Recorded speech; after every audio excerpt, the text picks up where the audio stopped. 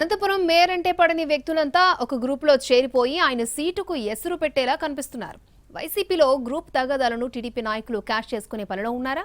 మేయర్ని గద్దెదించేంత బలం ప్రత్యర్థి వర్గానికి ఉందా? ఎందుకు ఆ నగరపాలక సంస్థలో ముసలం ఏర్పడింది?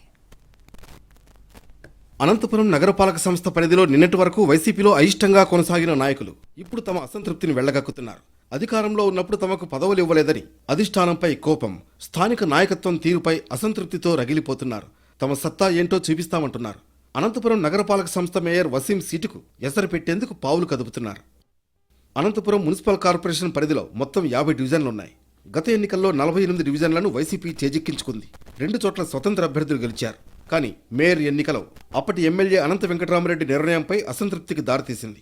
పార్టీ కోసం ఏనాడూ కష్టపడని వ్యక్తిని మేయర్గా ఎలా నిలబెట్టారన్నది వాళ్ల ప్రశ్న. అయితే వెంకటరామరెడ్డికి వ్యతిరేకంగా మాట్లాడే ధైర్యం చేయలేదు. మేయర్ వసీంను దించి ఆ స్థానంలోకి రావడానికి గత 9 నెలలుగా ప్రయత్నాలు జరుగుతున్నాయి. అయితే అవేవీ ఫలించలేదు.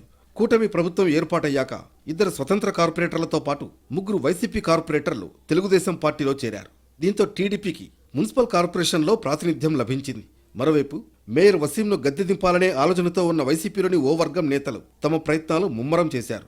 మేయర్పై అవిశ్వాసం తీర్మానం పెట్టే పనిలో ఉన్నారు. కార్పొరేటర్లలో సగం మంది మద్దతుంటే తప్ప మేయర్పై అవిశ్వాసం పెట్టే అవకాశం లేదు. అంటే కనీసం 25 మంది సభ్యులు మేయర్కు వ్యతిరేకంగా ఓటు వేయాలి. దీంతో మేయర్ని వ్యతిరేకిస్తున్న వర్గానికి అంత బలం ఉందా లేదా ఇప్పుడు అందరినీ వేధిస్తున్న ప్రశ్న.